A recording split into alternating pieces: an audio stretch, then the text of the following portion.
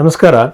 15ರಿಂದ 11ನೇ ತಾರೀಕುವರೆಗಿನ ರಾಶಿ ಭವಿಷ್ಯವನ್ನು ನೋಡೋಕ್ಕಿಂತ ಮುಂಚೆ ನಾವು ಕೆಲವು ವಿಚಾರಗಳನ್ನು ಮಾತಾಡಬೇಕಾಗುತ್ತೆ. ಇಲ್ಲಿ ಜ್ಯೋತಿಷ್ಯಗಳಲ್ಲಿ ಬಹಳ ಮೋಸ ನಡೀತಾ ಇದೆ. ಇದರಲ್ಲಿ ಎಲ್ಲರೂ ನಾವು ಜ್ಯೋತಿಷ್ಯ ಅಂತ ಅಂದ್ಕೊಂಡ್ಬಿಡ್ತೀವಿ. ಸೊ ಜ್ಯೋತಿಷ್ಯ ಅದು ಹೇಗೆ ಅಂತಂದರೆ, ನೀವೊಂದು ಬರ್ತ್ ಟೈಮ್ನ ಯಾರಿಗಾರು ಕೊಟ್ಟಾಗ ನಿಮ್ಮ ಜನ್ಮ ಸಮಯ ಕರೆಕ್ಟಾಗಿ ಅದು ನೋಟೆಡ್ ಆಗಿರಲ್ಲ.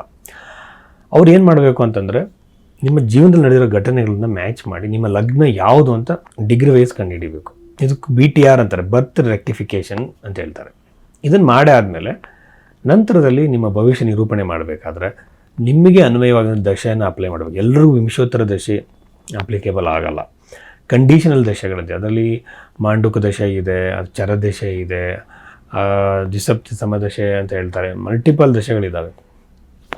ಅದಾದಮೇಲೆ ಪರಿಹಾರ ಹೇಳುವಾಗ ಜೆಮ್ ಸ್ಟೋನ್ಸು, ನ್ಯೂಮರಾಲಜಿ, ವಾಸ್ತು ಪರಿಹಾರಗಳನ್ನ ಆ ಥರ ಹೇಳೋದಲ್ಲ. ಅದ್ಯಾವುದು ಕೂಡ ಬೃಹತ್ ಪರಾಶರ ಹೋರಾಶಾಸ್ತ್ರದಲ್ಲಿ ಏನೋ ಮ್ಯಾಗ್ನಮ್ ಓಪಸ್ ಅಂತ ಏನು ಕರಿತೀವಿ ಪುಸ್ತಕವನ್ನು, ಬೃಹತ್ ಪರಾಶರ ಹೋರಾಶಾಸ್ತ್ರವನ್ನು, ಅದರ ಪ್ರಕಾರವಾಗಿರುವಂಥ ಪರಿಹಾರಗಳೇನು, ಮಂತ್ರ ಜಪಗಳು, ದಾನಗಳು, ಗಿಡಗಳನ್ನು ನೆಡ್ಬೋದು. ಇದನ್ನೇ ಹೇಳಬೇಕಾಗತ್ತೆ. ಇದನ್ನು ಯಾರು ಬೇಕಾದರೂ ಮಾಡ್ಬೋದು.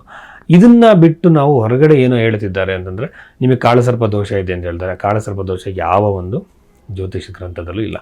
ಈ ಥರ ಹಲವಾರು ದೋಷಗಳು ಇಲ್ಲ. ಅದಕ್ಕೆಲ್ಲ ಪೂಜೆ ಮಾಡಿಸೋ ಅಗತ್ಯ ಇರಲ್ಲ. ಇನ್ನೊಂದು ಮುಖ್ಯವಾಗಿರೋ ಪರಿಹಾರ ಅಂತಂದರೆ, ನಿಮ್ಮ ಕರ್ಮವನ್ನು ಒಪ್ಕೊಳ್ಳುವಂಥದ್ದು. ಯಾವುದನ್ನು ಚೇಂಜ್ ಮಾಡೋಕ್ಕಾಗೋದಿಲ್ವೋ ಅದನ್ನು ಒಪ್ಕೊಳ್ಳುವಂಥದ್ದು. ಇದನ್ನು ಫಸ್ಟ್ ನೀವು ಗಮನಿಸಬೇಕು. ಕ್ರಿಯಾಮಾನ, ಪ್ರಾರಬ್ಧ, ಸಂಚಿತ ಕರ್ಮಗಳಲ್ಲಿ ಎಲ್ಲದನ್ನು ಬದಲಾವಣೆ ಮಾಡೋಕ್ಕಾಗಲ್ಲ. ಕ್ರಿಯಾಮಾನ ಕರ್ಮದಲ್ಲಿ ಇರುವಂಥದ್ದನ್ನು ಮಾತ್ರ ಸ್ವಲ್ಪ ಚೇಂಜಸ್ನ ಮಾಡ್ಕೋಬೋದು. ಅದು ಕೂಡ ಒಳ್ಳೆಯ ನಡತೆಯಿಂದ, ವ್ಯಕ್ತಿತ್ವದಲ್ಲಿ ಬದಲಾವಣೆಯಿಂದ. ನೀವು ಸಾತ್ವಿಕ ದಾರಿಯಲ್ಲಿ, ನ್ಯಾಯವಾಗಿರೋ ದಾರಿಯಲ್ಲಿ ಇದ್ದಾಗ ಮಾತ್ರ ನಿಮಗೆ ಪೂಜೆಗಳು ಪರಿಹಾರವನ್ನು ಸಿಗತ್ತೆ ಹೊರತು ಅನ್ಯಾಯ ದಾರಿಯಲ್ಲಿ ಇದ್ಕೊಂಡು ಯಾವುದೋ ಪೂಜೆ ಮಾಡಿದ್ರೆ ಖಂಡಿತ ಅನುಕೂಲ ಆಗಲ್ಲ. ಜ್ಯೋತಿಷದಲ್ಲಿ ಹಲವಾರು ಮಿಸ್ಅಂಡರ್ಸ್ಟ್ಯಾಂಡಿಂಗ್ಸ್ ಇದೆ. ಇಲ್ಲಿ ರಾಶಿಯಿಂದ ಇಡೀ ಜೀವನವನ್ನು ಹೇಳೋಕ್ಕೆ ಸಾಧ್ಯ ಇಲ್ಲ. ಈಗ ಜಾತಕದಲ್ಲಿ ಡೈವರ್ಸ್ ಅಂತ ಇದೆ ಅಂತ ಅಂದ್ಕೊಳ್ಳೋಣ. ನಿಂಗೆ ಡೈವರ್ಸ್ ಆಗುತ್ತೆ ಅಂತಾರೆ. ಯಾವಾಗ ಆಗುತ್ತೆ? ಮನೆ ಕಟ್ತೀರಾ ಅಂತ ಇರುತ್ತೆ.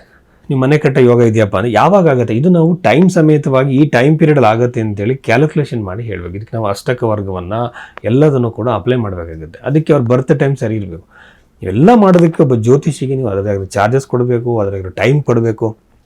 ನಾನು ಜ್ಯೋತಿಷಿ ಅಂತೇಳಿ ಎಲ್ಲರೂ ಹೇಳಿದಾಗ ಇವೆಲ್ಲ ಅವ್ರು ಮಾಡ್ತಾ ಇದ್ದಾರಾ? ನಿಮ್ಮ ಬರ್ತ್ ಟೈಮ್ ಸರಿಯಾಗಿ ಇದೆಯಲ್ಲ ಅಂತ ನೋಡ್ತಿದ್ದಾರಾ? ಲಗ್ನ ಸರಿಯಾಗಿದೆಯಲ್ಲ ಅಂತ ಚೆಕ್ ಮಾಡಿದ್ದಾರಾ? ಅದಾದಮೇಲೆ ನಿಮ್ಮ ಜೀವನದಲ್ಲಿ ನಡೆದಿರೋ ಘಟನೆಗಳಿಗೆ ಅದನ್ನು ಮ್ಯಾಚ್ ಮಾಡಿ ನೋಡಿದ್ದಾರಾ?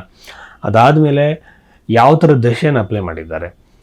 ಇದನ್ನೆಲ್ಲ ನೋಡಿಕೊಂಡು ಜ್ಯೋತಿಷ ಕ್ವಾಲಿಫಿಕೇಷನ್ ನೀವು ಕಂಡುಹಿಡಬೇಕಾಗುತ್ತೆ. ಸುಮ್ಮನೆ ಎಲ್ಲರನ್ನ ಜ್ಯೋತಿಷ ಅಂತ ಯಾವ ಕಾರಣಕ್ಕೂ ನಂಬಕ್ಕೆ ಹೋಗ್ಬೇಡಿ. ಈಗ ಕೆಲವರು ಪೂಜೆಗಳೆಲ್ಲ ಮಾಡಿಸೋದಕ್ಕೆ ಹೋಗಿ ತುಂಬ ಮೋಸ ಹೋಗ್ತಿದ್ದಾರೆ.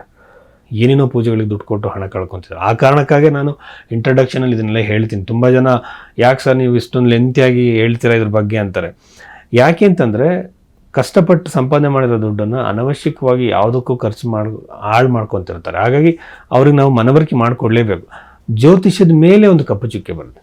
ಜ್ಯೋತಿಷ್ಯ ಸತ್ಯವಾಗಿರುವಂಥದ್ದು, ಅದು ವಿಜ್ಞಾನ, ಅದು ಯಾವತ್ತೂ ತಪ್ಪಲ್ಲ. ಬಟ್ ಇಲ್ಲೇನಾಗ್ತಿದೆ, ಅದನ್ನು ದುರುಪಯೋಗ ಪಡಿಸ್ಕೊಳ್ಳೋದ್ರಿಂದ ನಾವು ಹೇಗೆ ರಕ್ಷಣೆ ಪಡ್ಕೋಬೇಕು ಅನ್ನೋದಕ್ಕೋಸ್ಕರ ಈ ಇಂಟ್ರೊಡಕ್ಷನ್ ನಾನು ಯೂಶ್ವಲಾಗಿ ಕೊಡ್ತೀನಿ. ಒಂದು ಕರ್ಕಾಟಕ ರಾಶಿಗೆ ಸಂಬಂಧಪಟ್ಟಂತೆ. ಸೊ ಕರ್ಕಾಟಕ ರಾಶಿ ಚಂದ್ರಗ್ರಹದ ಒಂಥರನೇ ಅವ್ರ ಮನಸ್ಸು ಕೂಡ ಬಹಳ ಚಂಚಲವಾಗ್ತಾ ಇರುತ್ತೆ. ಯೂಶ್ವಲಾಗಿ ನಾನು ನೋಡೋದಂಗೆ ಇದೊಂದು ರುಚಿಕ ರಾಶಿ, ಒಂದು ಬಹಳ ಚಂಚಲ, ಎಮೋಷ್ನಲ್ ಪರ್ಸನಾಲಿಟಿ. ಈಗ ಎಮೋಷನ್ಸ್ ಬಹಳ ಇಂಪಾರ್ಟೆಂಟು. ಅದೇ ಎಮೋಷನ್ಸು ನಮ್ಮ ಜೀವನವನ್ನು ಹಾಳು ಮಾಡುತ್ತೆ. ಅಂದರೆ ಯಾವ್ಯಾವುದೋ ಒಂದು ಅನಾವಶ್ಯಕ ಸಂಬಂಧಗಳಿಗೆ ಬೆಲೆ ಕೊಟ್ಟು ನಾವು ಟೈಮ್ ವೇಸ್ಟ್ ಮಾಡ್ಕೊಂಡಿರ್ತೀವಿ. ಸೊ ಇದನ್ನೆಲ್ಲ ನಾವು ಗಮನಿಸಿದಾಗ ಎಮೋಷನ್ಸ್ ಒಂದ್ಸಲ ಯೂಸ್ಲೆಸ್ ಅನಿಸುತ್ತೆ. ಯಾವಾಗಲೂ ಮನುಷ್ಯ ಕಾಡಲ್ಲಿ ಇರುವಾಗ ಅವನಿಗೆ ಬೇಕಾಗಿದ್ದಂಥ ಎಮೋಷನ್ಸ್ ಆಗಿರ್ಬೋದು, ಫೈಟ್ ಆರ್ ಫ್ಲೀಟ್ ಅಂತ ಹೇಳ್ತಾರೆ. ಇದು ಬಂದ್ಬಿಟ್ಟು ಅದು ಅನವಶ್ಯಕವಾಗಿರುವಂಥ ಎಮೋಷನ್ಸ್ ಈಗ ನಮಗೆ ಯೂಸ್ಲೆಸ್ ಆಗುತ್ತೆ. ಅದು ಕೋಪ ಆಗಿರ್ಬೋದು, ಇನ್ನೊಂದಾಗಿರ್ಬೋದು. ಈಗಿನ ಸಮಾಜಕ್ಕೆ ಎಮೋಷನ್ಸ್ ಬೇಕಾಗೋದು ಬೇರೆ. ಆ ಬಗ್ಗೆ ನಾವು ನೋಡಿದಾಗ ಅಷ್ಟಮದಲ್ಲಿ ರಾಹು ಇರುವಂಥದ್ದು ವೈವಾಹಿಕ ಜೀವನದಲ್ಲಿ, ಕುಟುಂಬದಲ್ಲಿ ನೆಮ್ಮದಿಯನ್ನು ಹಾಳು ಮಾಡೋ ಸಾಧ್ಯತೆ, ಗಂಡ ಹೆಂಡತಿ ಮಧ್ಯೆ ಎಸ್ಪೆಷಲಿ ಜಾಸ್ತಿ ವೈಮನಸ್ಸಾಗುತ್ತೆ. ಬಿಟ್ಟು ಹೋಗುವಂಥದ್ದು, ದೂರ ಆಗುವಂಥದ್ದು, ಸೆಪ್ರೇಷನ್ವರೆಗೂ ಬರುವಂಥ ಸಾಧ್ಯತೆಗಳಿದೆ. ಅಂದರೆ ಎರಡು ಜಾತಕಗಳಲ್ಲೂ ಕೂಡ ಅಂಥ ಸೆಪ್ರೇಷನ್ ಕಾಂಬಿನೇಷನ್ಸ್ ಇರಬೇಕು. ಆ ಥರ ದಶ ಸೀಕ್ವೆನ್ಸಲ್ಲಿ ಅದು ಬಂದಿರಬೇಕು. ಸೊ ಈ ಬಗ್ಗೆಯಲ್ಲಿ ನಾನು ಹೇಳಿದಾಗ ನನ್ನ ಪ್ರಕಾರವಾಗಿ ಅವರಿಗೆ ಕೇರ್ಫುಲ್ ಆಗಿರಬೇಕು. ಕಮ್ಯುನಿಕೇಷನ್ಸ್ನ ಚೇಂಜಸ್ ಮಾಡ್ಕೋಬೇಕು. ಕಮ್ಯುನಿಕೇಷನ್ ಅಂತಂದ್ರೆ ಈಗೆಲ್ಲ ಎಲ್ಲ ಸಮಾನರಾಗಿರೋದ್ರಿಂದ ತಮ್ಮ ಭಾವನೆಗಳಿಗೆ ಬೆಲೆ ಕೊಡ್ತಿಲ್ಲ ಅಂದಾಗಲಿ ಜಗಳಗೊಳ್ಳಬಾರ್ದು. ಅದನ್ನು ಸ್ವಲ್ಪ ಗಮನಿಸಿ. ಇನ್ನು ಪಿತ್ರಾರ್ಜಿತವಾಗಿ ಬರುವಂಥದ್ದು, ದುಡ್ಡು ಕೊಟ್ಟು ಸಿಗಾಕೊಂಡಿರ್ತಾರೆ, ಅದು ಯಾವುದೋ ಬಿಸ್ನೆಸ್ಸಲ್ಲಿ ನಿಮ್ಮ ಹಣ ಸಿಗಾಕೊಂಡಿರುತ್ತೆ. ಇದು ಬರೋ ಸಾಧ್ಯತೆಗೆ ಒಂದು ಅವಕಾಶ ದಾರಿ ಕ್ರಿಯೇಟ್ ಆಗುತ್ತೆ ಈ ವಾರದಲ್ಲಿ.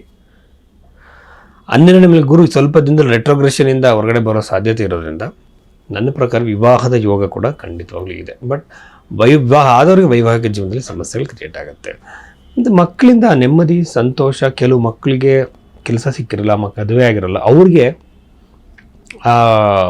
ಒಳ್ಳೆಯದಾಗುತ್ತೆ, ಅವರಿಂದ ನಿಮ್ಮ ಮನಸ್ಸಿನ ಸಂತೋಷ ಸಿಗೋ ಸಾಧ್ಯತೆ ಇರುತ್ತೆ.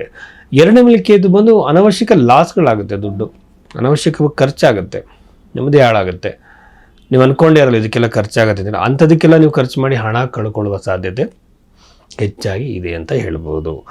ಆಮೇಲೆ ಇನ್ನೊಂದು ಬಗ್ಗೆಯಲ್ಲಿ ನಾವು ನೋಡೋದಾದರೆ ಸಾಲದಿಂದ ಹೊರಗಡೆ ಬರೋದಕ್ಕೆ ಒಂದು ಅವಕಾಶ ಸಿಗುತ್ತೆ. ವಿಪರೀತವಾಗಿ ಸಾಲ ಆಗಿದೆ ಸರ್, ಏನು ಮಾಡೋದು ಅಂತ ಹೇಳ್ತಾರೆ, ಅಂಥವ್ರಿಗೆ ಸಾಲದಿಂದ ಹೊರಗಡೆ ಬರೋ ಸಾಧ್ಯತೆ ಖಂಡಿತವಾಗಲೂ ಸಿಗುತ್ತೆ. ಇನ್ನು ಕೆಲವರು ವಿದೇಶದ ಕೆಲಸಗಳಿಗೆ ಪ್ರಯತ್ನ ಪಡ್ತಿರ್ತಾರೆ, ಅದರಲ್ಲೂ ಕೂಡ ಅಷ್ಟು ಅನುಕೂಲ ಆಗೋ ಸಾಧ್ಯತೆ ಇಲ್ಲ. ಯಾಕೆಂದರೆ ಶನಿಗ್ರಹ ಇರುವಂಥದ್ದು ಎಲ್ಲ ವಿಳಂಬವನ್ನು ಮಾಡುವಂಥದ್ದು. ಈ ಒಂದು ಫಾರಿನ್ ಜಾಬಿಗೋ ಅಥವಾ ಎಜುಕೇಷನ್ಗೋಸ್ಕರ ಫಾರಿನ್ಗೆ ಹೋಗ್ತಿರ್ತಾರೆ, ಎಲ್ಲದರಲ್ಲೂ ನಿಧಾನ ಆಗುವ ಸಾಧ್ಯತೆಗಳು ಈ ವಾರದಲ್ಲಿ ಹೆಚ್ಚಾಗಿ ಕಾಣ್ತಾ ಇದೆ. ಅದಾದಮೇಲೆ ಸಡನ್ ಗೇನ್ಸ್ ಏನಾದರೂ ಇದೆಯಾ ಅಂತಂದರೆ ಅಲ್ಲೂ ಕೂಡ ನನಗೇನೋ ಸಡನ್ ಗೇನ್ಸಿನ ಸಾಧ್ಯತೆಗಳು ಕಾಣ್ತಾ ಇಲ್ಲ, ಬಹಳ ನಿಧಾನವಾಗೇ ಕಾಣ್ತಾ ಇದೆ. ಇನ್ನು ಬಿಸ್ನೆಸ್ಸಲ್ಲಿ ಏನಾದರೂ ಲಾಭ ಬರುತ್ತಾ, ದೊಡ್ಡ ಮಟ್ಟದಲ್ಲಿ ಮಾಡ್ತಿರೋ ವ್ಯವಹಾರಗಳಲ್ಲಿ, ಕೆಲಸದಲ್ಲಿ, ವೃತ್ತಿಯಲ್ಲಿ ಅಂದರೆ ಅಲ್ಲೂ ಕೂಡ ನನಗೆ ಕಾಣ್ತಾ ಇಲ್ಲ. ಕೇತುವಿನ ಪರಿಣಾಮ ಹೆಚ್ಚಾಗಿದೆ. ಸಡನ್ನಾಗಿ ಏನಾಗ್ಬಿಡುತ್ತೆ, ನಾವು ಹಣವನ್ನು ಪೋಲು ಮಾಡಿಕೊಳ್ಳುವಂಥ ಸಾಧ್ಯತೆಗಳೇ ಹೆಚ್ಚಾಗಿ ಕಾಣ್ತಾ ಇದೆ. ಅದಾದಮೇಲೆ ಇನ್ನೊಂದು ವಿಚಾರ ಏನಂತಂದರೆ